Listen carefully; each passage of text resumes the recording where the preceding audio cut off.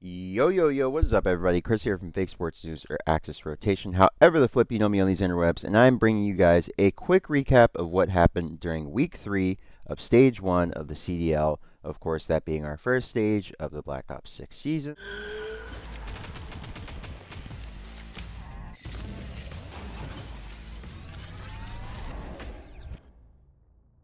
I hope you guys enjoyed the intro as always, and of course, to kick things off, we started with Cloud9 taking on LAG, and you guys can see I thought it would be a 3-1 in favor of Cloud9. Let's look at what the community thought to see. Maybe I was just, okay, clearly not. 65% of people, they agreed with me. They backed Cloud9. So, I guess we were all not on Cloud9 because it was a hot 3-0 for the Gentlemates boys. They got their first dub of the season, so shout out to them. Shout out to that coaching staff. They've been working really hard. Marky B, Derail, all the guys. They deserve this. So, map 1 Skyline, LAG. Belt to ass. Shout out to the Rock. 250 to 190. Priest to drop 32. Linz is right there with them. So was Skies. Great map from them. And then Mac and Attach, they did all they could. But, you know, Kremp and Sib, they had a rough one. So, on to the map 2. Ran it back on Skyline. And, of course, LAG ran it back with the belt straight to the ass cheeks. So, yeah, another strong performance from P-Dog. He's the KD leader here. And, of course, Mac, Attach, and Sib, they did their thing. As a Kremp, I mean, it was really a solid search across the board for everybody. Kismet was the only one who struggled to get some kills, but pretty much everybody else looks pretty solid here. So, not really anything to be upset about on either side. This was a solid showing from both teams. And then the map 3 Hasi. This one was really close, honestly. It wasn't like, I mean, obviously you guys can see it was a 3-2, but yeah, it was very close. Very competitive all the way through. Of course, Attach went nuts, 33 and 24 on the C9 side, but no cigar. And Kremp was right there with them, 30 and 27. Of course, it wasn't enough to stop the Kismet and Linz duo. Both dropped 30. Kismet dropped 36. He was going absolutely nuts. And that's how the Gentlemates got it done. Yeah, so both teams are now 1 and 5. Yeah, and honestly, both of these teams downgraded heavily after Hydra left, right? Like the Hydra transfusion to LA Thieves kind of ruined both of these teams. Now they're poverty orgs. It's crazy to see. Nasty work. So looking at match 2, you guys know I thought it would be a 3-0 for the Optic Texas boys. I thought they just had too much pressure, but wasn't exactly correct there.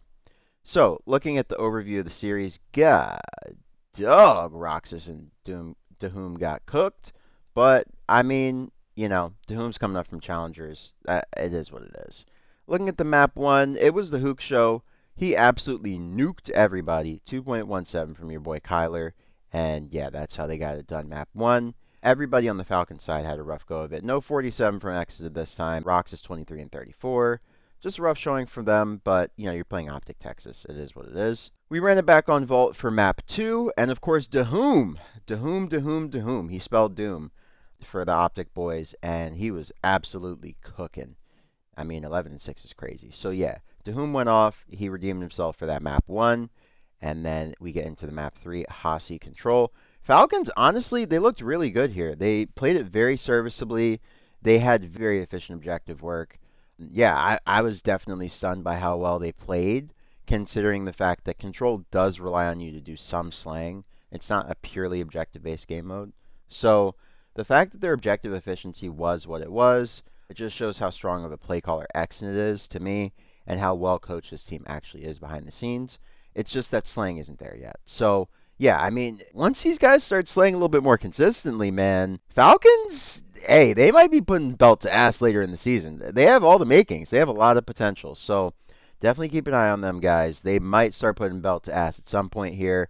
Exon's been dropping bombs. Their S&D is very solid, and that control, it has to be said, they beat Faze on control before. Their control is very solid, and Clay's a coach. I love Clay, so I'm always going to, you know, put a lot of faith in my guy. So yeah, looking at the map 4, it was a Skyline to close it out. Dashy dropped 32 and Shotzi dropped 33, so that duo went crazy. Kenny 26 and 15. Honestly, it was just a dominant performance from Optic, to whom had a rough one, 1931. Roxas 1930, Wixel 15 and 22, and Xnid 24 and 25. So that's how the series went. As we all expected, Falcons were 0 and 5 coming into this, and Optic was 4 and 1. So yeah, nothing really too surprising here. But Vegas is definitely improving a lot, and keep an eye on them, guys. So, last match of the day, we had the Rokkr taking on the Ultra, battle for the Purple Supremacy, Battle of the North, whatever you want to call it. You guys can see I had Toronto taking the 3-2. I thought it would be a close one, and it indeed was. So the map 1 Protocol Hardpoint went in favor of the Squirrely Boys. They took it 250 to 185, behind a really strong performance from the Beans Joe Deceives duo. Dual 35 is crazy. 70 on the map is insane from two players. Yeah, I mean, yeah, Rokkr, like looking at that, Astral, Geo, and Nero, I think combined for exactly 75. So, or 74. Yeah. So, quick maps. But yeah, I mean, yeah, they had the output of three players when you look at it in context, right? So, hopefully that helps you guys to understand a little bit better just how much they were doing on the map. I mean, those guys only got 74 kills between the three of them, and those two got 70. So, that is a very dominant performance in Call of Duty. I don't even know how those guys were occupying the map like that and getting that many like engagements, but hey, Joe and Beans, like I've been saying, different. Hasi, map 2 from the Rokkr. Estriel, different. 12 and 4, good lord, with 1100 damage in S&D. Good God! That boy Justice is. Hey, he might be Justice, Jury, and damn Executioner in this series. Sheesh, map 2, 12 and 4 is nuts. Alright, Estriel, I see your bag, brother. Protocol map 3, this one was really close. This was a pretty fun one, honestly. Usually Control is not that fun, but this one was really back and forth. Obviously, you can see CleanX was absolutely takeover mode from the Toronto Ultra side. He was one that got it done for them. And then, of course, Estriel. He chained that really strong map 2 into a strong map 3. So yeah, looking at the map 4, we of course had a strong performance from Estriel, who led the pack once again. They got it done 250 to 230, and then on the Toronto Ultra side, it was Beans and CleanX trying to do everything they could to stave off a game 5.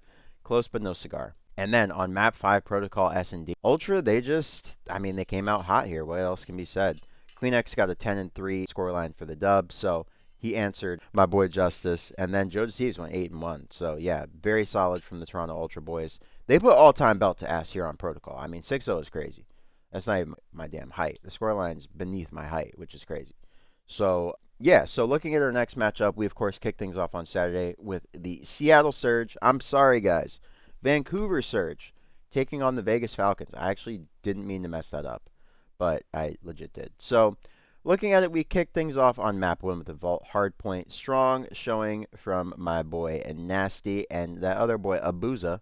So, those two got it done in map 1. 32 and 21 is a great showing from Nasty.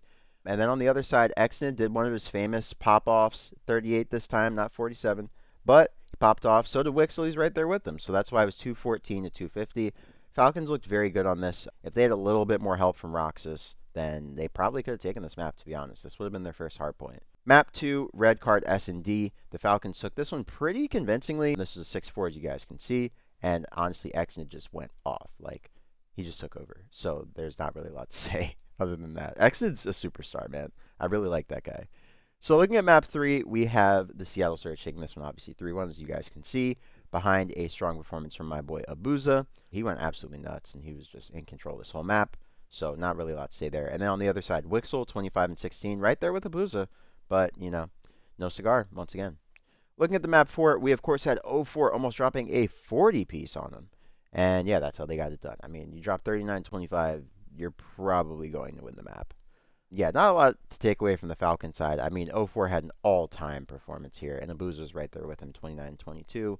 So Surge was just putting all kind of pressure on the map, all kind of belt to ass, and that's just what that was. Sorry, I had to sip a little tea. It's cold out. It's about, what is it? Let me check my tablet. It is currently, what's the temp? No, Donnie. It's currently 17 degrees, ladies and gentlemen. So it's quite cold. My asthma's been acting up. I'm drinking some tea. So, looking at the second match of Saturday, we had the Miami Heretics taking on Cloud9 New York. You guys can see I believed in C9. You know, my duo Dempsey, he's a big C9 guy. And the community believed in C9, 65% again. So, yeah, so most of us were expecting this to go down that way, and it didn't. So, the Miami Heretics, I guess they're not a December team. I guess they're a January team as well. Let's look at the series. It was a very close one. The last map was super close. It was heartbreaker for C9 fans. Map 1 Skyline, hardpoint of course, Kremp 37 piece, and then on the other side we had Lucky 31, best performance on the Heretics, but yeah, 37 piece is crazy. Kremp went nuts here. Obviously we saw he had a rough series against LAG, so yeah, he definitely turned up here. and kind of redeemed himself a bit. Map 2 was the medal show. Guy went 12 and 4. I mean, that's that. Like, it was his map. Drop 12 kills, you're probably going to win. Unless you're Shotzi last week. But, anyways, map 3, we had a 3-0 from the C9 boys behind an 18 and 12 performance from Kremp. Mac and Civ, of course, right there with them with really strong 17 bomb performances. And yeah, I mean, if Ranker's dropping 5 kills, you're probably not going to win the control. So yeah, just a rough showing from the Heretics. But they did get their get back on Vault Hardpoint, where they won 250 to 183 behind a very strong rebound from Rancor. That is one of the greatest rebounds I've seen in recent memory. This dude went from 5 and 16 to 39 and 25. It's never chalked, ladies and gentlemen, truly. Okay, you want to talk about a sharp mental. I'm going to keep my eye on that. This guy, Rancor, you want to talk about a regain. Damn, 5 and 16. From 0.31 to 156 is crazy. All right, so let me stay focused. Rancor absolutely dropped it on him on the map 4, if you know what I'm saying. And then we went to the map 5, where the Miami Heretics kept up that same pace. They got it done 6-4. As you guys can see, everyone on C9 was positive. They were all positive.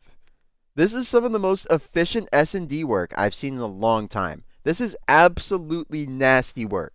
4 and 7, 6 and 9, 7 and 8 and 6 for the dub, 6-4 is diabolical. Guys, are we serious? I'm actually losing it. Bro, it's 30 to 25 in kills, and they won 6-4. With 25 kills to their 30. All right, I'm off this series. This is insane. This was insane. If I'm a C9 fan, bro, I would be so, like, I'd be so through, bro. Like, looking at the scoreboard makes it even worse. Okay, all right. On to the next series. Royal Ravens versus Boston Breach. 75% of the community thought like I did. They saw the Royal Ravens taking this one. 25% of people were pretty savvy, though. They were backing Boston.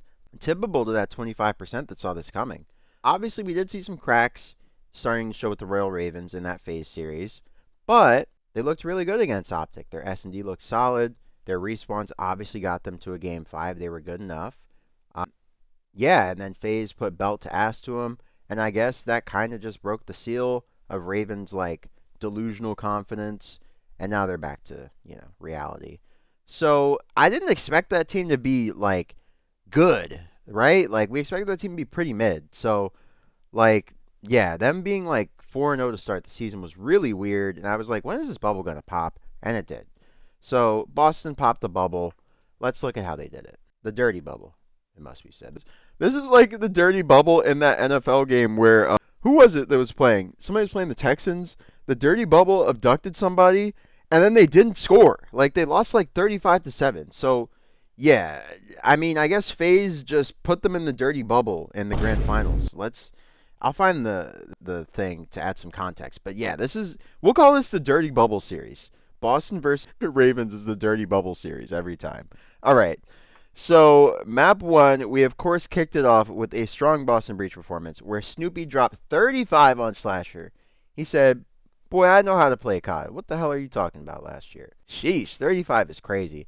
250, 198 from the Boston Breach. They were in control really the whole map here, if you go back and watch it. Then map 2, the Carolina Royal Ravens, and TJ Halley, a.k.a. Fat Bob, got their get back. Boy dropped a 2.0 to S&D KD. I mean, he's just been a monster in S&D this year. Like, that's all you can say about Tej. Purge and Snoopy, they tried their very best, but, is what it is. Feeling like Tej, I guess. Map 3, we of course had the Boston Breach coming out hot and getting the 3-2 dub. This was a really close one. Obviously, you see TJ and Snoopy, they were dueling with their 34 and 29 score lines respectively. Tej is throwing it back to World War II. We got to say it. World War II Tej is back. And then you had Cammy on the other side, 30 and 24, who helped out Snoopy with the bulk of the kills. And of course, Gwyn and Tej, that duo wasn't good enough to get it done when you have Awakening and Snoopy just so close in their KDs in comparison to Slasher and Vivid. Obviously, you can see Slasher and Awakening, if you're going to put them head-to-head, 0.93 versus 0.78, you're going to win every time. And Vivid versus Purge, 0.82 versus 0.81 kind of cancels out. So it was really Awakening that made the difference here if you look at the stats. But Boston, they're just looking a little bit better. I mean, they've been a really solid team. Obviously, they're 4-1. These are two, at the time, 4-0 versus 3-1 going head to head. So yeah, I mean, Boston, they just came out and got it done. Like, look at map 4, right? Cammy dropped 34 and 22. Purge dropped 45 and 20. Brother whipped it out and just said, here, like, hold that. I mean, it is what it is. Like, go next. We're going next. So, next match, we had the Toronto Ultra taking on LAG. You guys can see I thought it would be a 3-1 in favor of the Toronto Ultra, and they move on to 6-0. They are our lone undefeated team in the league right now.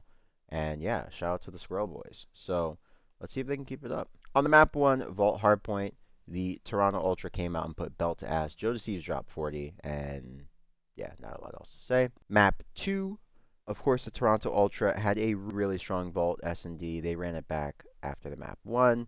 So Team A and Team B both picked Vault. Not sure why.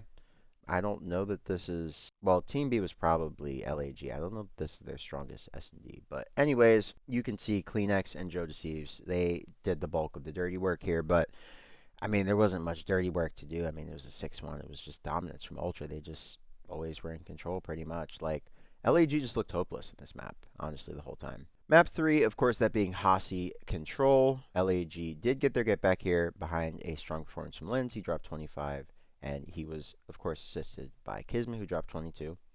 Then on the Ultra side, Kleenex had a rough one, so did his duo Insight, and that was really the difference that stopped them from getting the 3-0 here. In the map 4, we, of course, had LAG putting up a valiant effort. Priest dropped 31, and Linz dropped 30. But it wasn't enough to stop the Toronto Ultra. The Squirrels, I mean, they were just all over the place. Beans dropped 40. Dropped 40 on their head tops, dude. And Kleenex helped him out with 33 as well. Sorry about that. Random pop-up. Shout out to Cloud9.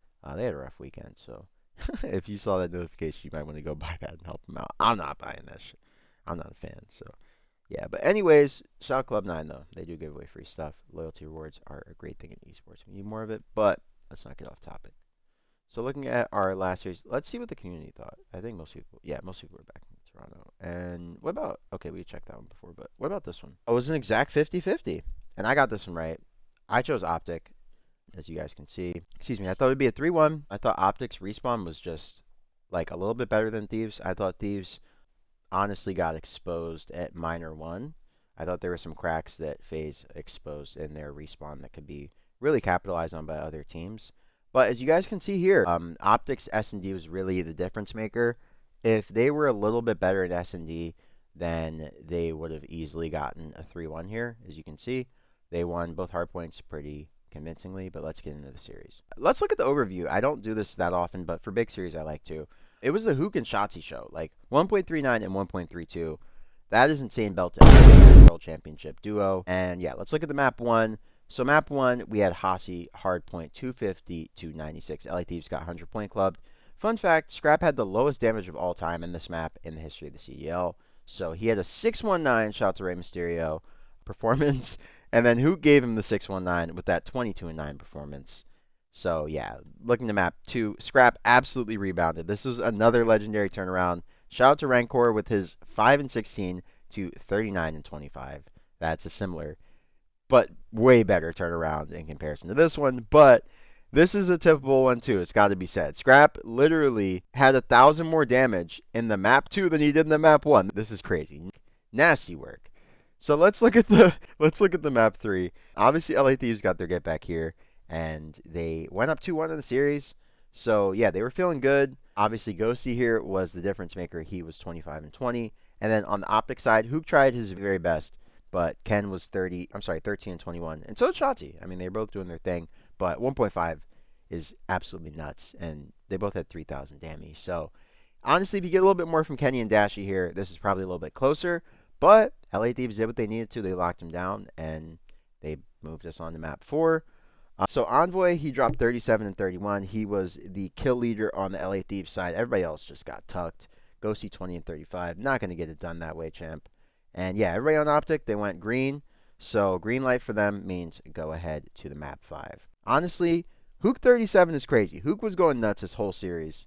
He just didn't want to lose. He really didn't want to lose. Obviously, we know with the Kyler thing, with the COVID test and all that. Yeah, craziness. But anyways, looking at the map 5, Scrap, he did his very best. But Shotzi did better. And yeah, that's how they walked away with the round 11 S&D victory. You guys can see it on the screen. Yeah, it was absolutely nuts. This was a fun one. And if you didn't watch it, definitely go back and watch the Skyline Hardpoint and the Hacienda S&D. They were both very fun. And then the last matchup of the weekend, you guys know I was backing my home team wearing the jersey. Now you can't see it on my webcam. To win this one, obviously with a 3-1, obviously 90% of the community felt like I did. And 3-1 they did. So let's look at this one. Of course, the Rokkr came out hot on Hacienda Hardpoint, 250 to 239, and got it done in the map 1. Behind a godlike performance from Estriel again. 34 and 21 is nuts. Abizi did his very best, and so did Cell to keep up. But, I mean, when you got that boy Justice dropping 34, good luck. And my guy Nero, 30 kills as well. Damn. They went nuts. So map 2, red card S&D. We, of course, had Estriel and Nero doing their very best once again. But Celium and Abizi and Simp was very involved in this map. They were too much on the map, and that's how Faze got it done. And then in our map 3, it was a 3-0-1 protocol. Yeah. Simp was letting it all hang out. So was Cell. I mean, 23 and 12, 24 and 13. You're not losing. And then onto the red card hard point for the final map in the series. We, of course, had Geo being the only person to go even on the Rokkr side. Everybody else got bodied. And then, yeah, Draza 41 is nuts. You're not losing if you drop 41. Unless you're Xnid or a couple other people. But if your teammates are keeping up with you, you're not losing. So, yeah, that's everything for this week. We had a pretty good week this week in terms of pick'ems. Yeah, so we went 1, 2, 3, 4, 5, 6, 7. No. Okay, so we went 6 for 9. That's not bad. 6 for 9 is not bad. And we are still top 400, ladies and gentlemen. Rank 389. Not bad. So the kids still got it. And yeah, looking ahead to our final week of quals, I will be going over this with my co-host Dempsey probably later tonight at time of filming. And yeah, this will be going out, I guess Wednesday, maybe Thursday. We'll see. But yeah, hope you guys enjoyed this one. Don't forget to like, comment, and subscribe to the channel if you are brand new. If you enjoyed this video, be sure to, of course, give it a like rating. And if you think someone else would enjoy it, please share it with them. I'm trying to grow the channel a little bit. And yeah, putting in more effort, so I would like, people to enjoy what I'm doing. So yeah, hope you guys enjoy this. I will catch you guys on the next one. We have some bangers lined up for this week. Faze Boston, LA Thieves versus Heretics, Surge Ravens. Every match this week is actually going to be a banger. Yeah, so definitely don't miss this week's matches. LA Thieves versus Breach is going to be fire. Cloud9 Faze is going to be, and Optic Toronto is going to be fire for sure. So yeah, be sure to tune in, guys. I will catch you on the next one. Once again, this is Chris from Esports News or Axis Rotation. And I am once again wishing you a great morning, noon, or night wherever you may be on this beautiful planet. And I'll catch you guys on the next video. Peace.